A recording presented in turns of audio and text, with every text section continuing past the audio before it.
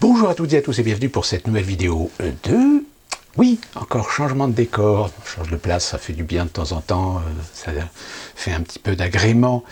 On va y aller assez rapidement parce qu'il y a plein de petites choses que je voulais vous dire. Je vais revenir sur quelque chose qui me paraît de plus en plus essentiel et de plus en plus voyant. Pour me servir de support à mon propos, vous connaissez ceci. Non, je ne vais pas parler de cette affiche, qui n'est pas une affiche originale, je vous rassure, mais de ceci. Vous la connaissez, Carcassonne, la ville fortifiée, et je crois que c'est en 2018, la ville de Carcassonne a fêté les 25 ans de son classement au patrimoine mondial de l'UNESCO. Et pour fêter ces 25 ans, eh bien, en charge du patrimoine de la ville a décidé de faire une opération pour... célébrer, on va dire, cet anniversaire. Sauf que le problème, c'est que vous savez aussi bien que moi que malheureusement, il y a parfois des copinages ou des intérêts idéologiques qui rentrent en ligne de compte, si bien que pour fêter ce 25e anniversaire, se charger de mission du patrimoine a signé, on va dire, une œuvre avec un artiste. Et cette œuvre, c'était tout simplement des cercles jaunes. Voilà, en fait c'était un jeu de perspective sur la façade ouest de la forteresse. Le principe, heureusement, ce n'est pas de la peinture, c'était en fait des bandes d'aluminium adhésives, peintes évidemment en jaune, et qui placées à certains endroits bien stratégiques. Lorsque vous entriez par justement la porte ouest de la forteresse, eh bien, vous aviez cet effet de perspective de cercle jaune. Sauf que le problème, c'est que quand ils ont retiré les bandes en question, eh bien tout d'un coup ils se sont rendus compte que ça a laissé des traces. Alors ça a laissé des traces non pas parce que l'adhésif a altéré la pierre, mais parce que la pierre est légèrement recouverte d'une sorte de limen et que la durée de l'opération a fait que ce limen n'a plus été en contact avec la lumière et a blanchi. Donc là, c'est très clairement une dégradation de la pierre, ou tout du moins du limen qui se trouve sur la pierre, mais vous allez entendre, comme moi, comment ce monsieur, chargé de mission, va transformer et nous faire une sorte de pirouette avec une nouvelle expression novlangue. Qui aura pour but d'atténuer ces effets de contraste, et donc de progressivement faire disparaître cet effet fantôme. Oui, vous avez bien entendu. Allez, je vous la remets au cas où vous n'avez pas bien entendu. Et donc, de progressivement faire disparaître cet effet fantôme. Voilà. C'est la nouvelle façon de ne pas assumer sa responsabilité finalement d'avoir accepté de faire une connerie. Et au lieu de parler de dégradation, eh bien, nous avons cette expression résidu fantôme. Résidu fantôme, ça veut rien dire. Mais étant donné que nous sommes en face de quelqu'un qui a la responsabilité du patrimoine architectural et historique de la ville de Carcassonne, eh bien ce monsieur nous a inventé un nouveau mot, le résidu fantôme.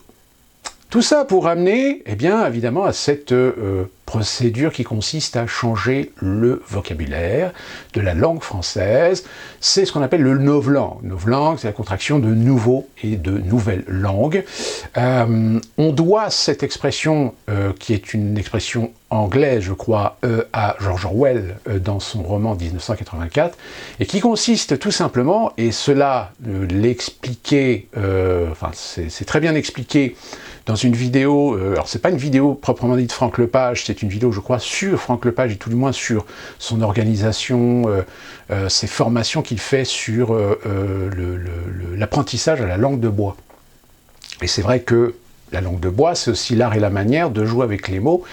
Je ne vous remettrai pas la vidéo de cette fameuse démonstration que fait Lepage avec plusieurs cartes, avec plusieurs mots, et il fait un discours en fait officiel, un discours très pompeux, avec un ensemble de mots, et finalement on se rend compte que l'usage des mots fait en sorte qu'au bout d'un moment, ça veut dire des choses, on croit que ça veut dire des choses, mais en réalité ça veut strictement rien dire.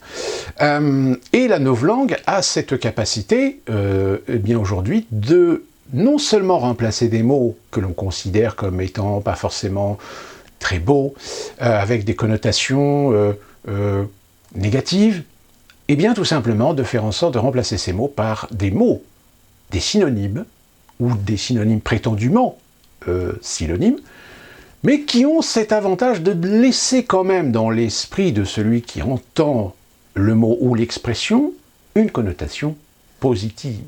Et oui, c'est la transformation. Un des exemples les plus évidents que je peux vous donner, c'est que aujourd'hui vous n'entendez plus plan social.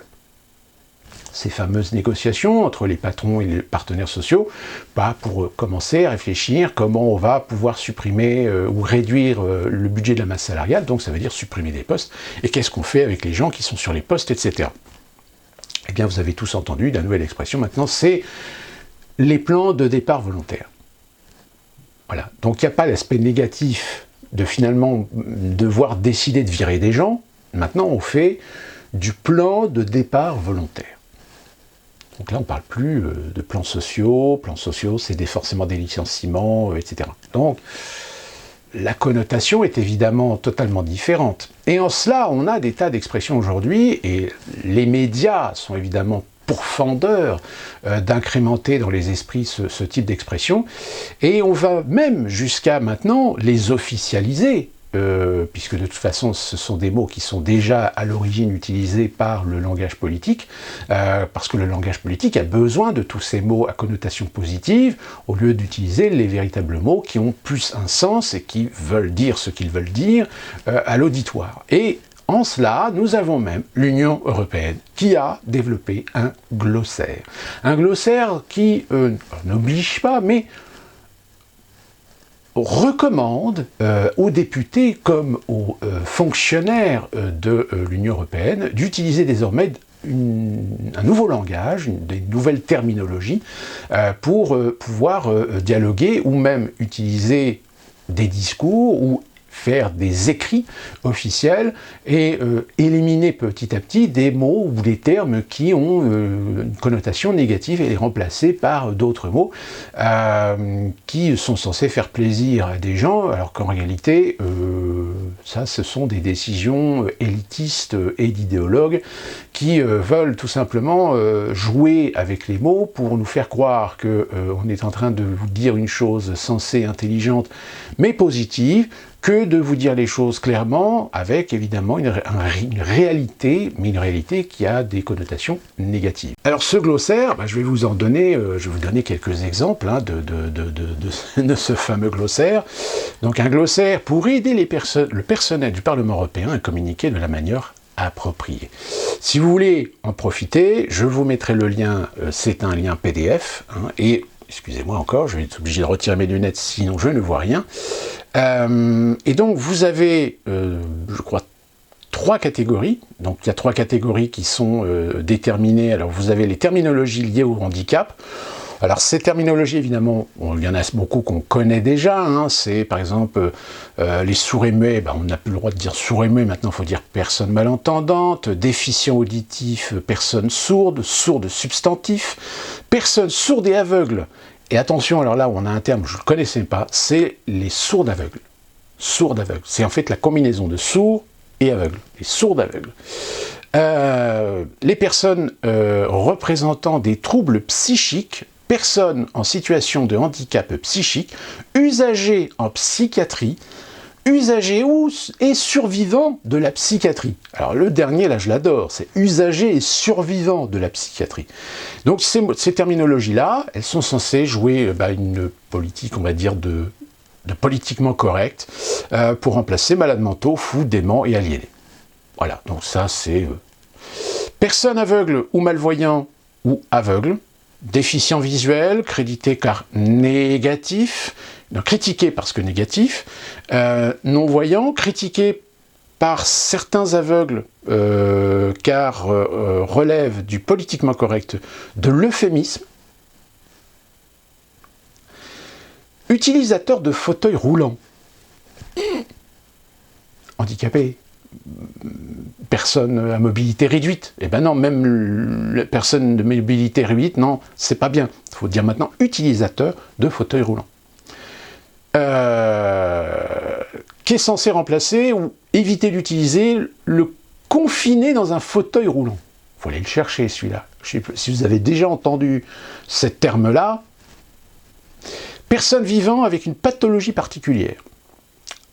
Alors, cette expression, personne vivant avec une pathologie particulière, c'est en fait pour balayer tout ce qui pourrait déterminer une personne avec une maladie grave, type cancer, tumeur ou d'autres maladies moins problématiques, moins dangereuses, mais à qui on attribue quand même des noms. Et donc cette terminologie de personne vivant avec une pathologie particulière est censée remplacer l'usage de victime de, souffrant de ou atteinte de. Personne à mobilité réduite. Personne utilisant des béquilles, une canne, un scooter électrique. Un scooter électrique. Un déambulateur. Oui, ça, déambulateur, ça y est, c'est un mot qui est déjà utilisé et qui, bien évidemment, on ne recommande de ne pas utiliser le terme estropié et infirme. Bon, je pense que ça, déjà, dans le langage poli, courtois, c'était déjà dans l'usage, mais il semblerait qu'à l'Union européenne, il y a des gens qui ont du mal avec le langage courtois, poli, respectueux. Évidemment, nains, nabots, pygmées ne sont plus utilisés, c'est personnes de petite taille, on est d'accord. Personne autiste ou personne avec autisme. Donc là, évidemment, pas le droit d'utiliser les termes savants. Personne handicapée de naissance, on n'a pas le droit d'utiliser donc défaut, déformation de naissance. Personne en situation de handicap, personne handicapée. Personne besoins spéciaux ou spécifiques. Donc il ne faut pas utiliser besoins spéciaux ou spécifiques. Personne en situation de handicap mental, personne présentant des troubles de l'apprentissage ou des troubles cognitifs. Là encore, ces expressions de langage, ça fait maintenant depuis de nombreuses années qu'elles sont entrées, je dirais, dans l'usage du vocabulaire au lieu d'utiliser handicapé ou les termes ambigus ou incorrects de handicapés mentaux, déficient mental ou attardé ou retardé ou des choses comme ça. Là, évidemment, dans un discours, dans un contexte professionnel, etc., c'est ce genre de terminologie ou de mots qu'on n'utilise pas. Et enfin, personne normale saine. Eh ben non, personne normale, évidemment, si vous dites normal, c'est déjà que vous avez un problème avec l'équité, avec l'égalité. Il faut dire personne sans handicap ou personne valide. Nous sommes des personnes valides. C'est magnifique. Ensuite, vous avez les terminologies, alors là, attention, terminologie LGBTI+. Ne pas confondre avec neutre, à savoir une personne qui a une identité de genre neutre. En revanche, vous pouvez utiliser agenre, non-genré, ingenré, sans genre. Et se dit d'une personne qui ne se reconnaît dans aucune identité de genre, c'est-à-dire qu'en fait, on a l'impression que c'est des gens qui, en fait, n'ont pas décidé s'ils étaient d'un genre ou d'un autre. Parce qu'avec ce genre de définition, en fait, on légitime à des gens de se sentir femme le lundi, de se sentir un peu homme le mardi, le mercredi de se sentir bi, le jeudi de ne pas se sentir du tout, binaire. Donc, Alors ensuite, vous avez l'asexuel. Alors l'asexuel se dit d'une personne qui ne ressent pas d'attirance sexuelle ou rarement.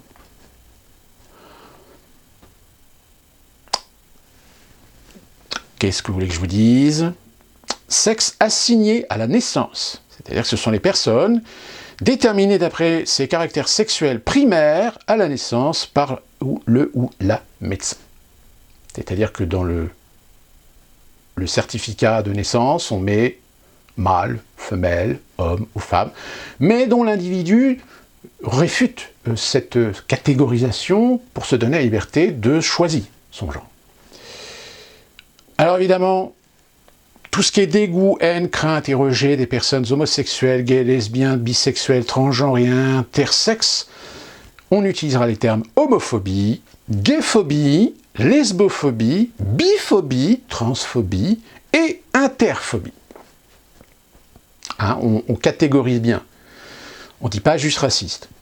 où on ne dit pas juste homophobe. Homophobe parce que homo, homme, homme. Là encore, problème de genre.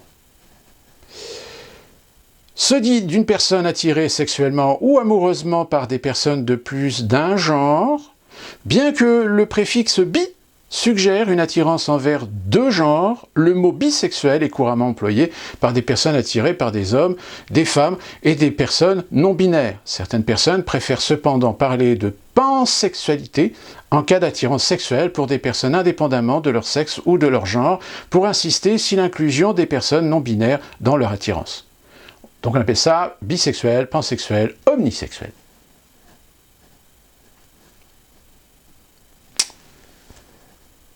Cisgenre, cis, femme cisgenre, homme cisgenre, personne cisgenre. Alors, se dit d'une personne dont l'identité de genre correspond à son sexe assigné à la naissance. Ça devient compliqué, hein? Union civile. Engagement de deux personnes majeures qui expriment leur consentement libre et éclairé à faire vie commune et à respecter les droits et obligations liés à cet état sans se marier religieusement. Cette union est reconnue sans égard pour le genre des personnes le constituant.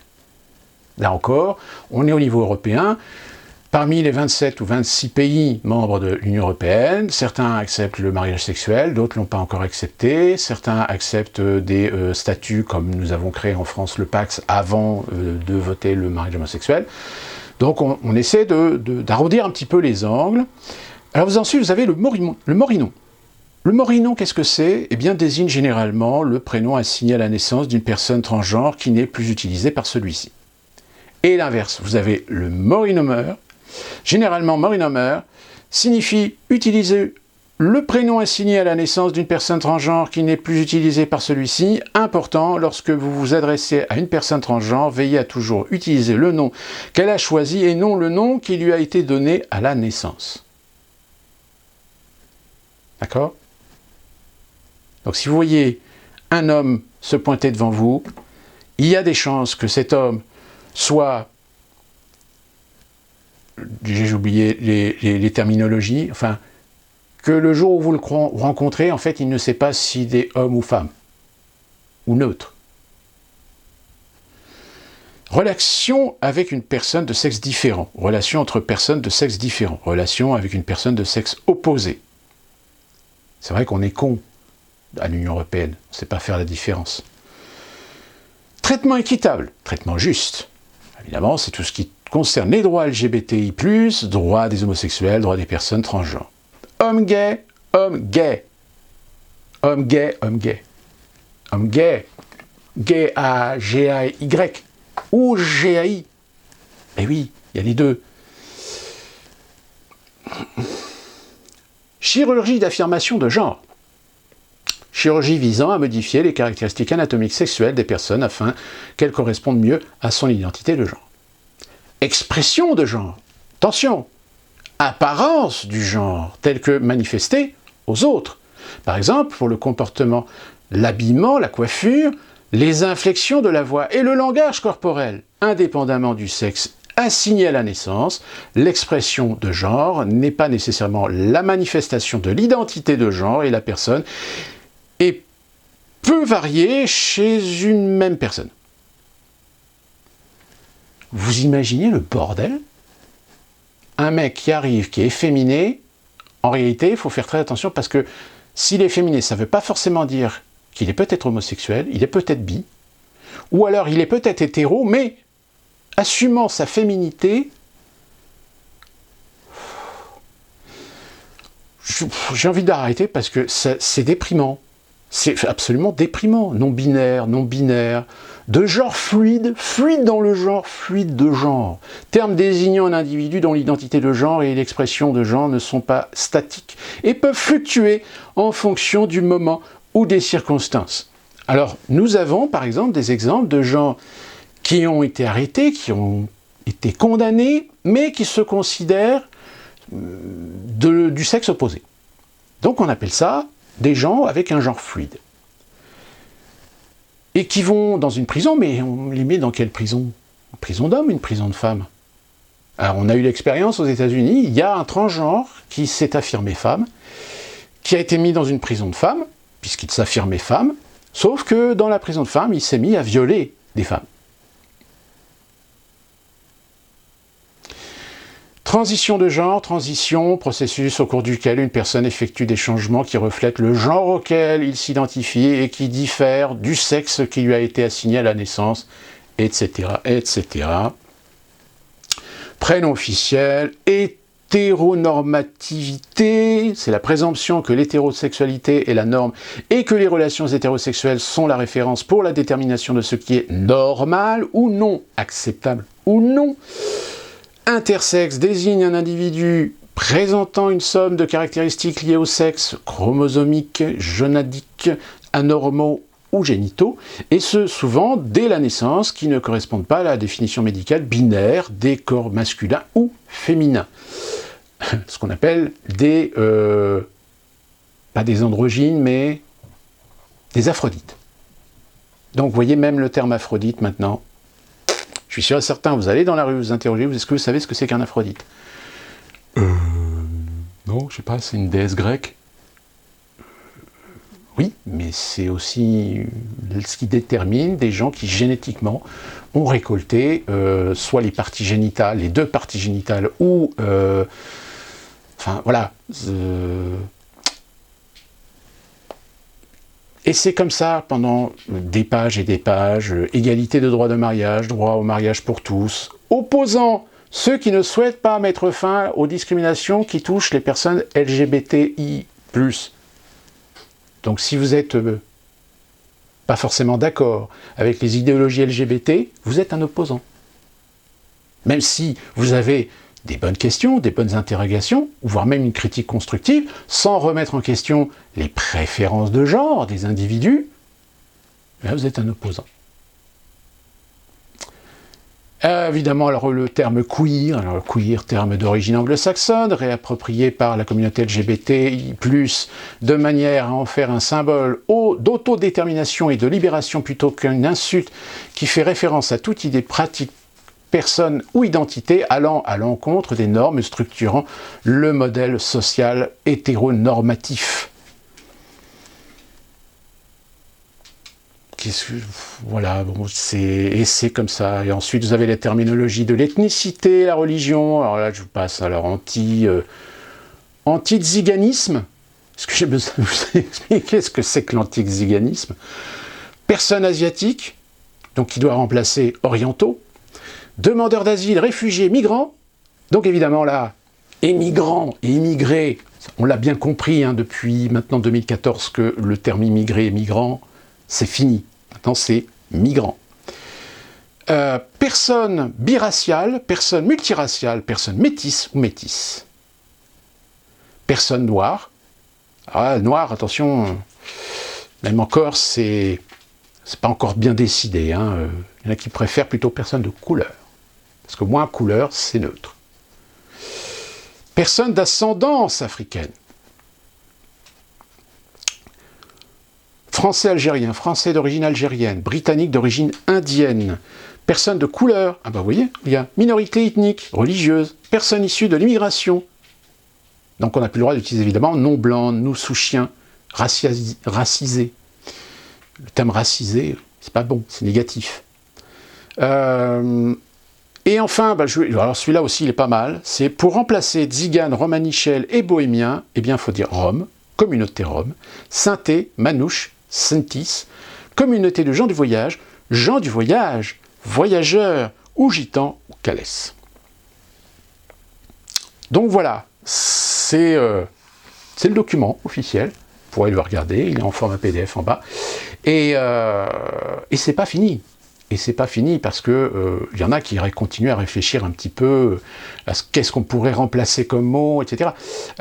Pour ceux qui n'ont pas lu 1984, juste parce que je fais cette référence, dans le livre, dans l'histoire, vous avez Winston Smith qui est chargé d'épurer finalement des documents, d'épurer l'actualité, d'épurer les journaux de presse.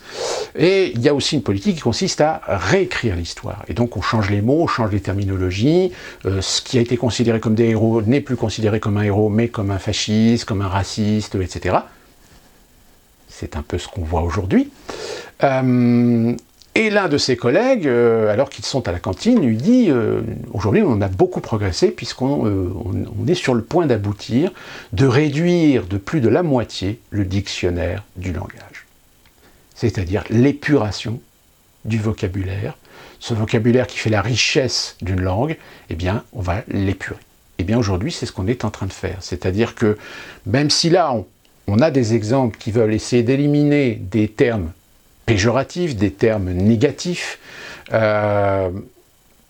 C'est également vrai dans d'autres expressions, comme je vous l'ai expliqué au début de la vidéo, c'est-à-dire on va utiliser d'autres terminologies, d'autres structures de phrases, de mots, pour donner une connotation positive à quelque chose qui a pourtant dans l'usage un mot précis, déterminé, et qui amène justement le côté un petit peu négatif de la chose. Je vous ai donné l'exemple du plan de départ volontaire, mais on a des tas d'exemples aujourd'hui dans les journaux télévisés, dans la presse, sur les médias sociaux, de ces terminologies qui consistent à ne pas dire les choses, de les dire d'une certaine façon, pour que les gens ne prennent pas conscience qu'en réalité, c'est bien ce qu'on aurait pu dire avec des mots bien précis, mais qu'on est en train de remplacer par des mots qui donnent quelque chose de plus objectif, de plus neutre, pour éviter justement que les gens aient finalement les moyens de pouvoir se faire une opinion. Ou ils peuvent se faire une opinion, mais une opinion sur des aspects positifs. Donc voilà, c'est assez effrayant finalement. C'est d'autant plus effrayant qu'aux États-Unis, ça a pris une proportion telle qu'aujourd'hui, vous avez de plus en plus de problèmes cognitifs de la part de certains gamins qui sont dans des écoles qui adoptent ce genre de politiquement correct. Et du coup, lorsque les gamins fréquentent des milieux sociaux peut-être parfois différents, ou ont des contacts ou des relations avec des gens de milieux différents, etc., eh bien, ils sont complètement paumés. Ils sont complètement paumés parce qu'ils n'ont pas le langage, ils n'ont pas la subtilité du langage, ils n'ont pas les vocabulaires du langage pour comprendre parfois les choses.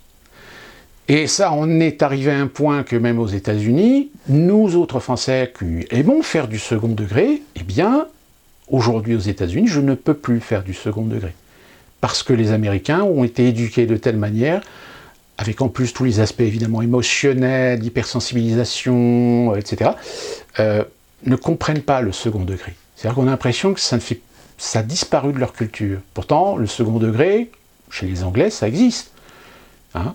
Mais aux États-Unis, tout d'un coup, le second degré n'existe plus.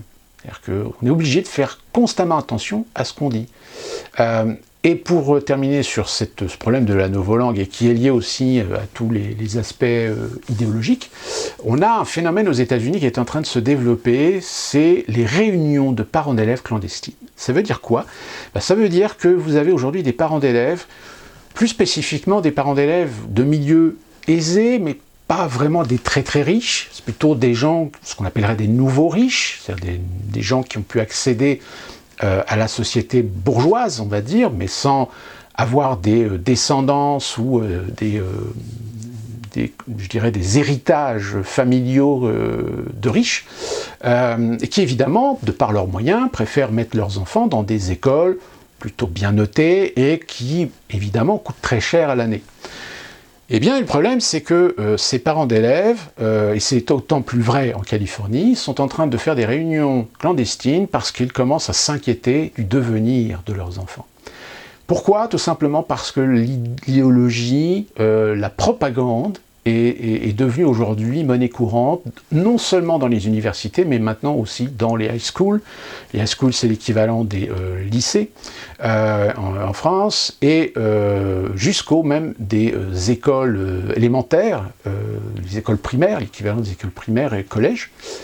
Et de ce fait, eh bien, des parents commencent à se réunir pour échanger et échanger leurs expériences, échanger un petit peu les craintes et les peurs qu'ont même leurs enfants par rapport à ça. Parce qu'il y a certains enfants qui ont accès, de par peut-être leurs parents, de par l'environnement, le contexte social, familial, etc., qui fait qu'il y a certains enfants qui développent quand même une certaine maturité d'esprit, et qui ont peur dans ces écoles, qui ont peur parce qu'ils sont obligés de faire attention à ce qu'ils disent. Et ça en est à un point que même aujourd'hui, certains parents qui ont osé un jour dire qu'ils n'étaient pas trop d'accord avec le choix ou l'orientation idéologique qui est enseignée dans certains cours, eh bien ces parents se sont retrouvés avec non seulement leur gamin qui a été viré, mais en plus blacklisté. C'est-à-dire qu'en Californie, vous avez des gamins qui, même si les parents sont prêts à aligner 50 000, 70 000 ou 80 000 dollars l'année, ne pourront pas inscrire leur gamin dans ces écoles. Voilà, on est dans une dictature, tout simplement. Dictature idéologique. Et ça devient de plus en plus flagrant que même des grandes universités comme Harvard, par exemple, vous avez aujourd'hui un certain nombre de professeurs d'Harvard qui ont été obligés de quitter ces universités, alors que ce sont des professeurs émérites de qualité, parce qu'ils ont osé à un moment donné donner dans leurs cours des éléments pour inciter les élèves, pour inciter les étudiants à avoir, du libre arbitre, 2, le sens critique, et 3, la capacité à un moment donné de faire la part des choses objectivement et subjectivement. Eh bien ça, c'est quasiment interdit maintenant dans les universités, parce qu'évidemment, ça veut dire que tout ce qui est aujourd'hui inculqué, obligé, presque totalitaire, totalarisé, je ne sais pas, non, ça n'existe pas, ou imposé, oui, directement imposé, par à la fois des associations d'étudiants, voire même des syndicats d'étudiants dans les universités. Aujourd'hui, ces associations sont parfois soutenues par des groupes idéologiques, qui eux-mêmes sont soutenus par des philanthropes, etc. Donc ils ont d'énormes moyens de pression sur les directions de ces universités. Et on a eu des exemples où des professeurs ont été complètement victimes d'une désolidarisation complète de leur direction et qui ont été obligés de partir. Alors qu'ils n'ont pas fait d'idéologie, ils n'ont pas fait de propagande, ils n'ont pas fait de politique. Ils ont juste enseigné des valeurs sur la réflexion, sur la critique. Mais évidemment, dans la critique, ça peut amener la critique de toute cette propagande qui est aujourd'hui en train de s'étaler dans les universités.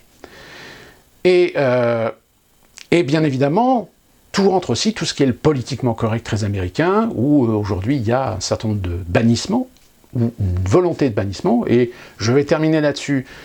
C'est une des raisons pour laquelle aux États-Unis, vous verrez les deux versions. Vous avez d'un côté les conservateurs qui continuent à dire « Merry Christmas », c'est-à-dire « Joyeux Noël », comme vous avez les progressistes, fanatiques, psychopathes, qui eux ont décidé de bannir le Merry Christmas et de dire « Happy Holiday ».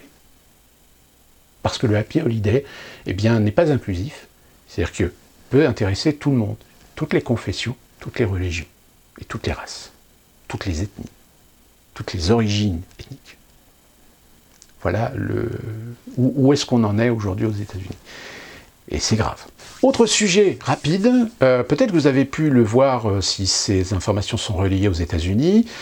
Il y a une petite guéguerre qui est en train de se monter aux États-Unis entre l'État fédéral de Washington et le Texas. Récemment, j'en ai parlé dans une autre vidéo, je crois, nous avons le gouverneur du Texas qui a pris certaines positions qui vont à l'encontre de l'État fédéral, mais là, il vient d'en prendre une qui est encore plus radicale, c'est que, vous savez, Biden a signé un certain nombre d'ordres exécutifs, parmi ceux-là, la régularisation des sans-papiers, c'est-à-dire la régularisation de tous les émigrés hispaniques et plus particulièrement, majoritairement d'ailleurs, mexicains, qui sont venus sur le territoire américain, plus particulièrement pour faire le pied de nez, évidemment, à Donald Trump, ceux qui sont arrivés pendant les 4 ans du règne de Donald Trump. Sauf que le problème, c'est que cette décision, quelle conséquence elle a ? Eh bien, elle a la conséquence que tout d'un coup, on commence à voir arriver des flots massifs d'émigrés traverser les frontières américaines. On a même des organisations, je ne sais pas si vous vous souvenez, il y a eu cette organisation d'une marche de plusieurs gens issus de plusieurs pays latins ou latinos ou hispaniques qui souhaitaient arriver en Californie et traverser la frontière par provocation à la politique de Donald Trump, de cette fameuse politique du mur. Et sauf que là, le fait que, évidemment, Biden ait signé cet arrêté, eh bien, vous avez tout d'un coup une émergence massive de Mexicains qui veulent traverser la frontière pour pouvoir bénéficier éventuellement de cet ordre exécutif, se faire régulariser aux frais de la princesse. Voyant ça, le gouverneur du Texas a décidé de fermer la frontière avec le Mexique et le Texas. C'est une reprise de souveraineté territoriale qui va complètement à l'encontre des principes de l'Union. Et évidemment, qu'est-ce que ça amène comme réflexion? C'est se dire, est-ce que là, on a un début de sécession idéologique contre l'État fédéral de la part du Texas, ou est-ce que c'est un coup de bluff, c'est-à-dire un coup de poker? Je pense qu'il est important de revenir un petit peu sur qu'est-ce que le Texas. Le Texas, c'est quand même un État qui n'est pas n'importe lequel. La preuve, c'est que vous connaissez tous le Texas, au détriment peut-être d'autres États dont vous avez peut-être oublié les noms. Et le Texas, c'est quand même un État non négligeable, dans ce sens où il est, alors là je vais vous donner ce que nous donne Wikipédia, donc c'est un État du Sud, certainement peut-être l'un des plus importants.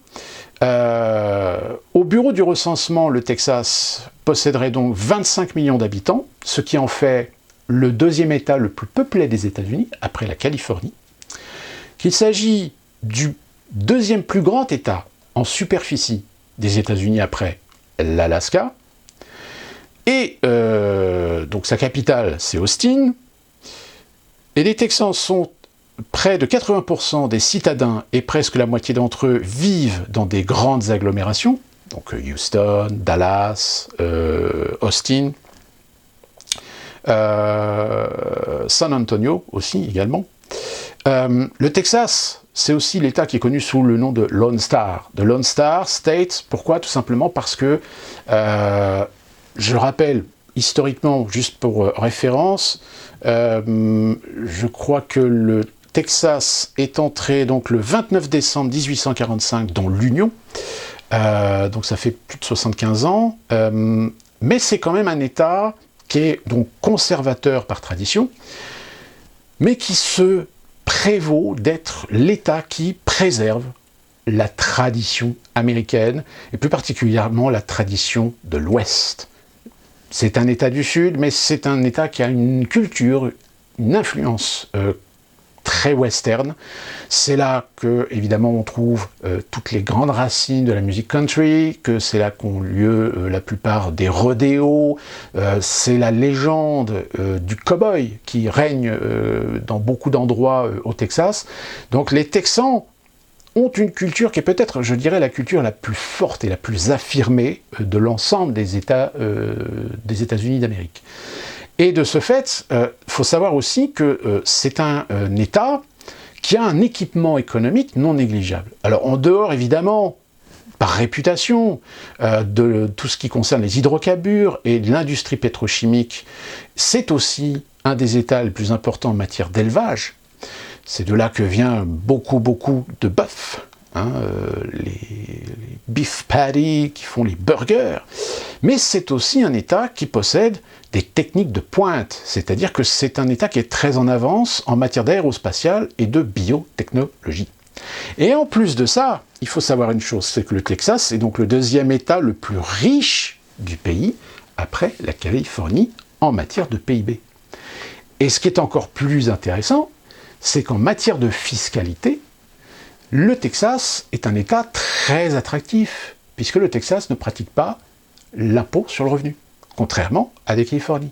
Donc vous comprenez pourquoi récemment on a vu un certain nombre de compagnies qui étaient installées en Californie, plus particulièrement certaines compagnies de la Silicon Valley, comme récemment on a eu Oracle par exemple, qui ont décidé de quitter la Californie et d'aller s'installer au Texas. Même s'ils ne délocalisent pas l'ensemble des activités de Californie, les sièges sociaux eux vont s'installer au Texas, puisque le siège social étant au Texas, donc la compagnie dépendra de la fiscalité du Texas, dans sa activité globale. Évidemment, les unités qui restent en Californie dépendront de la fiscalité californienne. Et donc, ça fait depuis maintenant, on va dire, une dizaine d'années que le Texas cherche à garder un bon équilibre de son système fiscal en faisant venir toujours plus de richesses. Et il va chercher, il va piquer même des sociétés, il va même piquer des millionnaires à certains États, comme le Delaware, comme le Rhode Island, ou encore le Vermont, ou offrant parfois même des fiscalités très intéressantes. Donc, autre aussi élément sur lequel j'avais déjà parlé dans une vidéo, c'est que le Texas est le seul État des États-Unis à s'être ou à reconstituer une réserve physique d'or. Donc le Texas a aujourd'hui les outils pour, s'il le veut, demain, dire ciao, au revoir. Vous allez me dire, oui, mais le problème, c'est que il est bien inscrit dans l'Union. Donc l'Union, c'est le traité donc, qui rassemble l'ensemble des États qui forment les États-Unis d'Amérique. Il n'est absolument pas prévu, voire presque interdit aux États de quitter l'Union. Mais vous allez me dire, oui, mais il me semble que dans une vidéo, vous aviez dit que le Texas avait une particularité par rapport à ça. En effet, le Texas, suite à un jugement d'une cour, alors je ne sais plus, je crois que c'est la Cour suprême de Washington, qui, suite à une plainte qui avait été déposée, alors je ne sais plus, je crois que c'était au début du 19e siècle, 1900 peut-être 7 ou 20, je ne sais plus exactement, mais ça avait justement un intérêt de soulever la question que potentiellement le Texas pourrait peut-être quitter l'Union. Et le jugement était très clair. Le jugement a dit « l'Union est un traité qui détermine qu'aucun État n'a le droit de quitter l'Union ». En revanche, le jugement a établi que si l'État trouvait une organisation de telle manière à effectuer une consultation au sein de sa population pour déterminer si oui ou non il y aurait possibilité que la souveraineté de l'État puisse envisager de quitter le traité de l'Union, c'est en effet tout à fait possible. Et le Texas s'appuie sur ce jugement pour dire, voilà, la Cour suprême des États-Unis nous a donné raison sur le fait que demain, nous pouvons très bien quitter l'Union. Si nous faisons évidemment un processus démocratique, un référendum, etc. Sauf que vous savez, la valeur qu'a un référendum aujourd'hui. Je pense que l'Europe a fait la démonstration que les référendums, en règle générale, même si on essaye de jouer la carte démocratique, on a eu des tas d'exemples. La France 2005, référendum sur le traité européen, niet. Pas grave. On reprend le texte, on change 3 virgules et 2 points. On envoie ça au Parlement français. Le Parlement français, de toute façon, il a voté oui. Le traité de Lisbonne est adopté. C'est-à-dire que là, on passe outre la décision du peuple par un référendum en utilisant sa représentation nationale qui, de toute façon, est de collusion, est européiste. Donc, il pouvait, en effet, ne pas aller à l'encontre des décisions de l'élite européenne et n'a pas suivi le référendum du peuple. La représentation nationale est allée à l'inverse de la décision du peuple par référendum. Donc déjà, vous avez la preuve que le Parlement ou la représentation nationale n'est plus représentante du peuple. Elle représente elle-même, fait semblant de vous représenter, mais elle fait partie du système verrouillé, elle fait partie de la sphère du pouvoir qui décide et vous subissez. On a l'exemple des Pays-Bas. Les Pays-Bas, pareil, avaient voté non. Alors, je ne sais plus si c'était Maastricht ou le traité européen. Je crois que c'est le traité européen. Eh bien, ils ont refait un deuxième référendum. Et ils ont fait en sorte, évidemment, que ce deuxième référendum soit positif. Ça a été le cas également, je crois, en Irlande. En Irlande, ils ont poussé les Irlandais à refaire un référendum, parce que le premier référendum, le premier résultat, ne plaisait pas. Donc ils ont refait un référendum de telle manière à ce que le résultat convienne aux élites européistes. Donc, Si demain, le gouverneur de Californie décide de faire un référendum pour demander aux Américains texans s'ils veulent quitter l'Union ou pas, je pense qu'il ne le fera pas parce qu'il est tout à fait conscient que de toute façon, le résultat sera connu d'avance, ce sera non. Puisque de toute façon, tout sera fait pour que ça soit non, et pas oui. En revanche, il n'est pas exclu qu'il se mette en opposition face à l'État fédéral, et que si cette opposition qu'il va alimenter, qu'il peut alimenter, amène à un moment donné une décision, mais une décision qui ne sera peut-être pas forcément démocratique, ce qui pose justement le problème, c'est d'aller chercher des soutiens chez d'autres États. Et là, il y a quand même un certain nombre d'États qui ont déjà exprimé leur idée de dire, si jamais le Texas décide de faire chier même ne serait-ce que le pouvoir fédéral de Washington, nous, on suit. Alors aujourd'hui, s'il y a des gens qui commencent à parler de sécession du Texas, je vous le dis franchement, c'est très prématuré.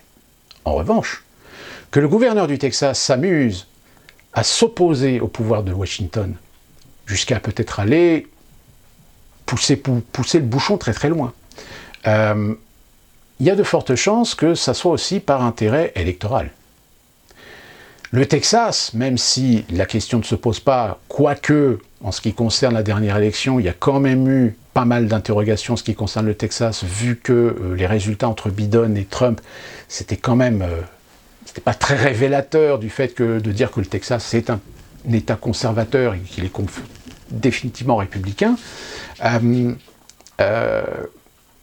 C'est aussi révélateur que peut-être chez les conservateurs, il y a beaucoup de gens qui finalement, et je pense que le Texas fait partie de ces États qui ont fait cette démonstration, ça voudrait dire en fait que il y a à peu près les 2/3, je dirais, des Américains qui ont voté Donald Trump, qui ont voté non pas Donald Trump, qui ont voté contre Biden.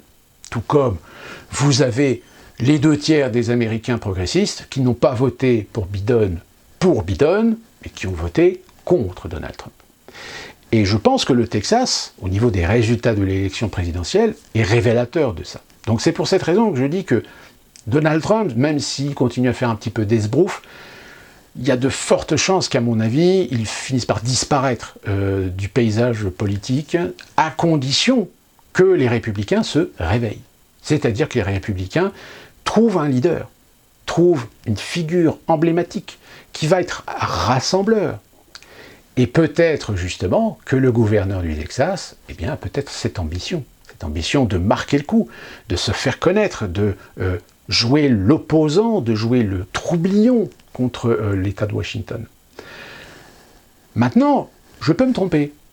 Je peux en effet me tromper, ne pas avoir vu qu'il y a une réelle rogne de la part d'un certain nombre d'Américains du milieu conservateur, et que peut-être en effet, là, on est en train de voir l'émergence d'une querelle qui peut se transformer soit en une volonté de dissidence politique contre l'État fédéral, contre le pouvoir en place, voire même la représentation nationale par le Parlement, le Sénat et la Chambre des représentants, ou utiliser le manteau de ce coup de poker, de ce coup de bluff, pour se valoriser.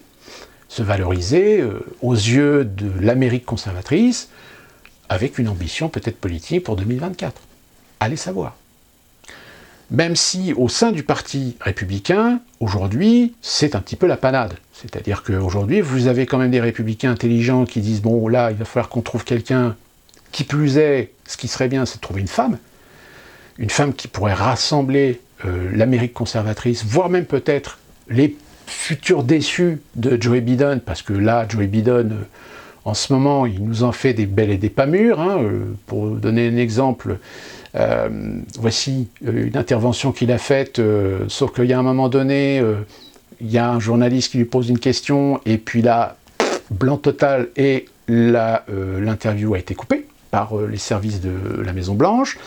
On a cet autre exemple très récent, où à un moment donné, il a son secrétaire d'État de la Défense qui intervient, et il intervient après son secrétaire de la Défense, sauf que tout d'un coup, au moment où il remercie, non seulement il ne se souvient plus du nom de son secrétaire d'État de la Défense, mais en plus il ne se souvient même plus du nom de l'endroit où il officie, c'est-à-dire le Pentagone. Et on a aujourd'hui, c'est tout frais, cette intervention où il est en déplacement dans je ne sais plus quel endroit, et à un moment donné, il y a un journaliste qui pose la question, qu'est-ce que vous pensez justement de cette affaire de frontière du Texas, etc. Et là, on sent un Biden qui est pas là. Il est tellement pas là, Biden, qu'à un moment donné, son staff l'emmène ailleurs, l'éloigne, parce qu'il... Voilà. C'est-à-dire que là, plus ça va, plus on voit des vidéos, on voit des interventions qui donnent de plus en plus raison aux gens qui disaient qu'il était sénile, ce qui ne va pas arranger en matière d'image et de communication. Mais comme je vous l'ai dit, je le répète, hein, pour moi Biden ne fera pas les 4 ans. C'est Kamala Harris qui est à la porte du bureau ovale, qui le remplacera à terme. Alors, trouveront un moyen, hein, soit il part de lui-même parce que, admettons que finalement son état de santé n'est pas au mieux et qu'il n'est plus tellement très parfois lucide dans son esprit, que ça posera un problème, parce qu'à un moment donné, alors je vous l'avais dit, hein, je pense qu'il y a une complicité certainement de la part des démocrates avec les républicains pour à un moment donné peut-être s'arranger avec les républicains pour que les républicains lancent une procédure d'empêchement, parce que quand même un mec qui est un peu sénile, qui perd la tête, etc., il a quand même le pouvoir sur le bouton nucléaire. Et d'ailleurs, il y a même, je crois, des démocrates qui ont fait une proposition d'augmenter la sécurité, c'est-à-dire de rajouter un garde-fou au niveau du Pentagone, si jamais le président américain décide d'utiliser l'arme nucléaire, qu'il y ait une consultation, ou au moins une commission, pour valider l'ordre du président ou pas, qui puisse déterminer s'il y a valeur ou pas à utiliser l'arme nucléaire ou non. Donc c'est pour vous dire qu'ils ont quand même les pétoches, bon, même si je pense que là on est dans l'extravagance, hein, l'énormité, la dramaturgie typiquement américaine. Mais le fait est que je pense qu'il va falloir regarder un petit peu plus près ce qui se passe avec le Texas, parce que même si encore une fois je vous dis, il n'y a rien de très probant pour déterminer si oui, le Texas risque de remettre un petit peu dans les brancards de l'existence même de l'Union, voire même menacer l'Union, ça peut quand même être intéressant, parce que très clairement, il y a des gens qui commencent à en avoir un petit peu marre de ce cirque qui a eu lieu pendant 4 ans avec Donald Trump, et de ce cirque qui est en train de s'annoncer avec Biden. Je rappelle que Biden, ça fait même pas 3 mois qu'il est à la Maison-Blanche, qu'il a déjà envoyé des bombardements, soi-disant pour rétorquer contre une attaque d'une base américaine au nord de la Syrie, je crois, ou non, c'est au nord de l'Irak, au sud de l'Irak, enfin dans la partie kurde irakienne. Enfin, voilà, je veux dire, le mec, ça fait à peine 3 mois qu'il est là, que ça y est, il a déjà appuyé sur le bouton pour envoyer des bombes ou des missiles sur des positions liées évidemment à l'Iran. Sachant que l'Iran, est-ce que l'Iran va reprendre encore une fois de plus des sanctions, etc. Je ne suis pas sûr que l'Iran est aujourd'hui vraiment la cible. On sent bien que la cible, c'est véritablement la Russie. Pas trop la Chine, parce que la Chine, il y a encore beaucoup de conflits d'intérêts. S'attaquer à la Chine, mais ça, de toute façon, on y reviendra sur ces relations, parce qu'il commence déjà à y avoir quelques éléments qui commencent un peu à ressortir, et qui sont très intéressants sur le plan économique, et qui peuvent éventuellement déterminer la suite des événements. Donc voilà, en ce qui concerne le Texas, à suivre, parce que ça peut être assez intéressant de voir comment ça pourrait évoluer, comme je vous l'ai dit. Est-ce que c'est un coup de bluff, un coup de poker pour se faire valoir auprès de son électorat, et avec peut-être une ambition à terme de commencer à poser les jalons pour prendre, je dirais, et essayer de réunifier un petit peu le parti républicain, et finalement dégager Donald Trump, parce que Donald Trump, bon, il est bien gentil, mais bon, je veux dire, la proportion, comme je l'ai dit, hein, attention, il ne faut pas prendre les 70 millions de gens qui ont voté Donald Trump pour des Trumpistes. Hein. Comptez bien que sur l'ensemble des 70 millions de gens qui ont voté Trump, il y en a peut-être 10 ou 15 millions qui sont des réels Trumpistes. Les autres ont voté Trump contre Biden, mais pas par conviction de Donald Trump, ou encore peut-être un petit peu, mais sans grande conviction. Parce que bon, voilà, le paysage politique américain, il est ce qu'il est, comme aujourd'hui le paysage politique français est en train de partir à volo, que t'auras beau voter pour un mec de droite, de gauche, du centre, de l'extrême gauche ou de l'extrême droite, de toute façon, la merde sera toujours là. Donc si vous n'avez pas un leader avec de réels programmes, de réelles intentions, de réelles ambitions à résoudre des problèmes qui sont très faciles à résoudre, mais qui vont évidemment à l'encontre de toute l'institution même idéologique qui est aujourd'hui installée et politique sur ceux qui détiennent les commandes, qui sont les mondialistes, c'est la même chose aux États-Unis. C'est que si d'un côté vous avez ceux qui se disent contre mondialisme, mais qui en réalité sont des mondialistes tant qu'eux en tireront des profits, c'est ce que les conservateurs américains ont compris au sein du Parti républicain. C'est-à-dire qu'on s'est rendu compte qu'on ne pouvait pas leur faire confiance, que c'était autant des arracheurs de dents que ceux qui critiquent en face chez les démocrates. Donc voilà, on est dans cette situation complètement ubuesque, où il y a à la fois d'un côté une prise de conscience, mais sur lequel on est en train de mettre évidemment le chapeau de complotiste.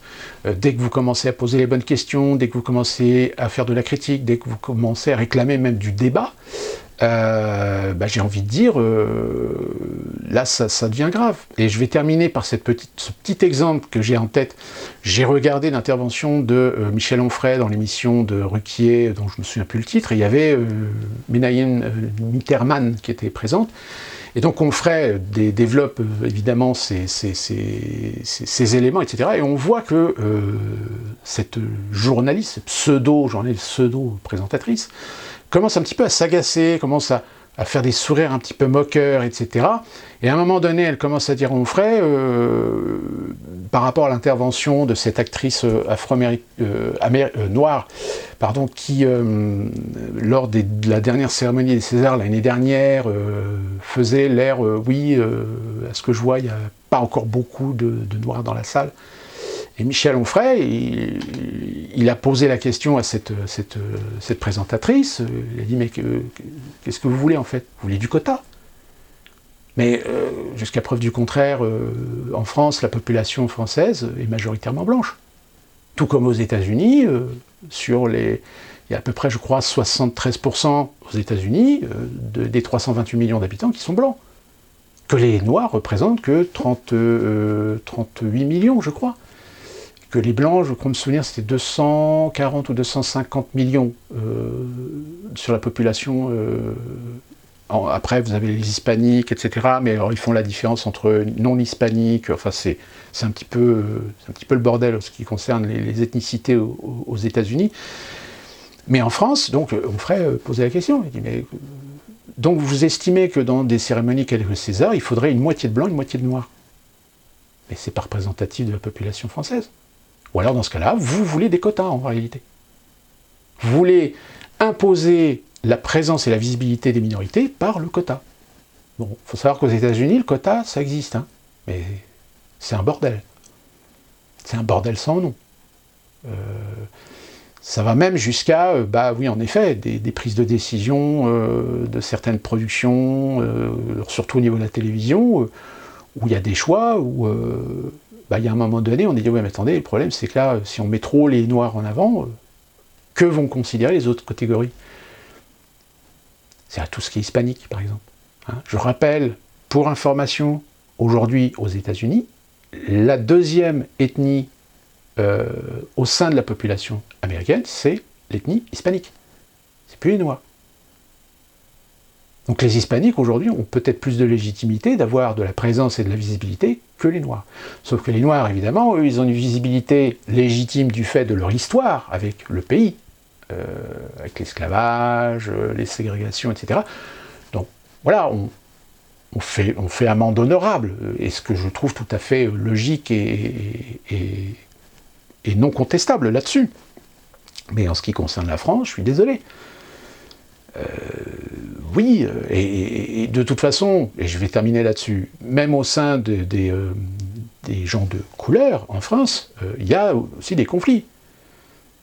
Hein, moi, je sais je connais 2-3 Martiniquais, par exemple, qui sont des Martiniquais de couleur, qui commencent à en avoir un petit peu ras le cul, de voir des Noirs de pays africains venir en France et se la péter, genre moraliste.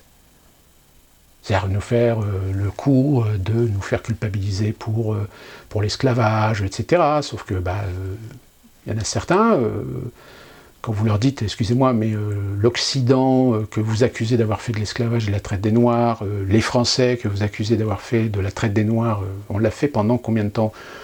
Allez, au bas mot, on l'a peut-être fait pendant 3-4 siècles. Sauf que je rappelle que dans tout ce qui concerne l'esclavage, la traite de l'être humain, quels sont les pays qui ont commencé à faire de l'abolition de l'esclavage? Quels sont les pays qui continuent, encore aujourd'hui, au moment où je vous parle, à pratiquer l'esclavage? Quelles sont les ethnies qui ont pratiqué pendant des siècles et des siècles l'esclavage, voire même le commerce de l'esclavage, pendant 12-13 siècles? C'est avéré. C'est pas les Français, c'est pas les Hollandais, c'est pas les Anglais, c'est pas les Espagnols, c'est pas les Portugais. C'est bien des tribus, des civilisations africaines.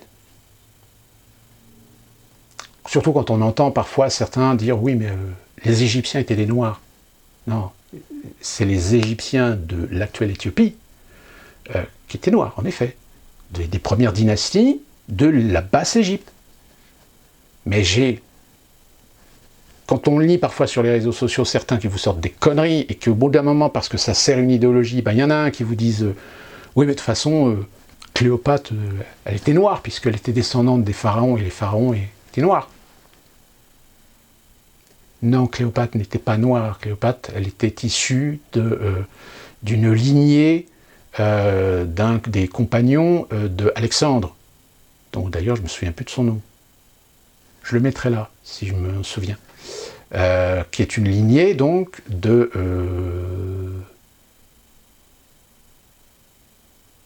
Mésopotamie. Ah, je me souviens plus, mon Dieu, mon esprit me fait des tours. Macédoine. C'était une lignée de Macédoine. Alexandre était roi de Macédoine. Enfin, je vous mettrai là. Là, j'ai des trous de mémoire sur mon histoire. C'est quand même très très loin tout ça. Puis, il y a tellement de choses à retenir des fois dans l'histoire qu'il y a des moments où c'est là, mais ça ne veut pas sortir. Et donc, Cléopâtre n'était pas noire.